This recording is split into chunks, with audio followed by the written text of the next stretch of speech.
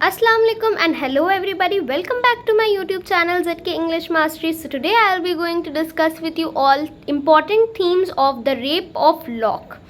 तो the rape of lock poem के मैं आपके साथ आज कुछ इंपॉर्टेंट थीम्स डिस्कस करूंगी, but regarding Cantos 1 to 3 only. All right, ये सेमेस्टर 2 के BA इंग्लिश ऑनर्स में भी आता है, तो ये बहुत इंपॉर्टेंट होने वाला है ये वीडियो.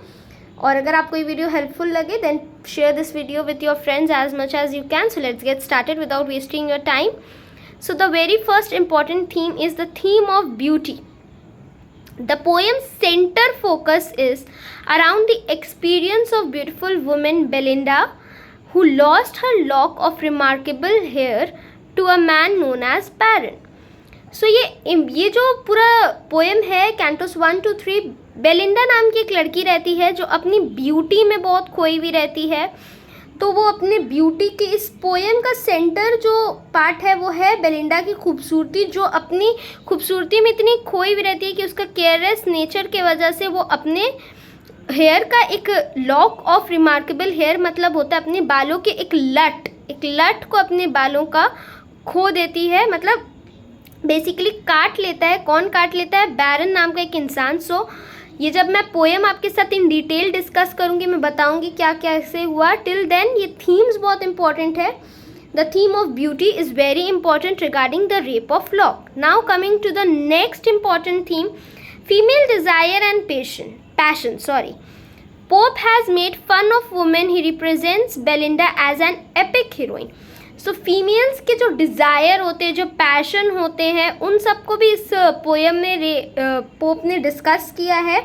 एक तरीके से उनके फीमेल डिज़ायर्स जो उस वक्त के रहते थे उसका मजाक बनाया गया है कि कितना फीमेल अपने ही डिज़ायर में खो गई है, अपने ही पैशन में खोई रहती, खुद में ही सेल्फ ऑब्सेस्ड रहती है.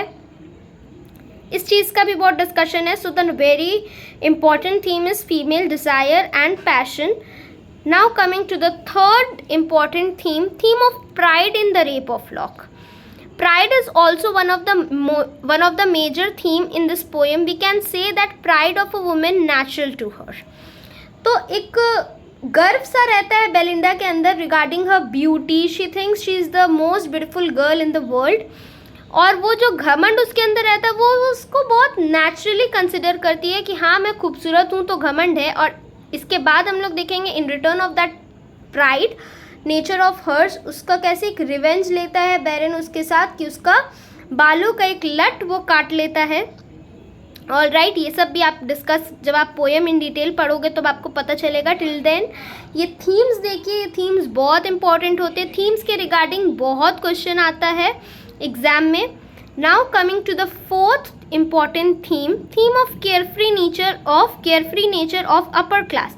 तो ये जो बेलिंडा रहती है वो बहुत ही अमीर रहती है और उसका जैसे कि मैंने आपको पहले बताया वीडियो की शुरुआत में कि वो बहुत ही केयरफ्री नेचर हो जाता है उसका, वो बहुत ही केयरफ्री अपने आप में इतना वो खो जाती है. So Pope represented the society where in the upper class is busy in pursuit of their own goal. What they care about is their personal life, luxuries, pomp and vanity. तो जो अमीर लोग उस ज़माने के रहते हैं they only care about their own personal life, अपनी लग्जरीज, अपने आप में इतनी खोई हुई रहती है बेलिंडा कि उसे अपने आसपास के जो खतरे रहते हैं. हाउएवर एरियल जो है उसे कई बार चौकन्ना करने की कोशिश करता है, but she was too self obsessed and carefree. He makes fun of their self obsessed carefree nature through Belinda. Now here he means Pope मजाक उड़ाते हैं उन ज़माने के सेल्फ ऑब्सेस्ड केयरफ्री नेचर वाले अमीर लोगों के, किसके थ्रू? बेलिंडा के through. So these 4 are the very important themes in the rape of lock. तो ये चारों थीम्स बहुत इम्पॉर्टेंट है और एग्ज़ाम में हमेशा थीम्स के रिगार्डिंग बहुत क्वेश्चन आते हैं. और अगर थीम के रिगार्डिंग नहीं भी आया है, कोई भी आंसर ऐसा है इस पोएम के रिगार्डिंग, तो ये चारों थीम्स को लेकर आप आंसर को अपने काफ़ी एलैबोरेट कर सकते हैं. So if you find this video helpful then please don't forget to like, share and subscribe. और अपने फ्रेंड्स के साथ इसे ज़्यादा से ज़्यादा शेयर करिएगा गाइस. Good bye.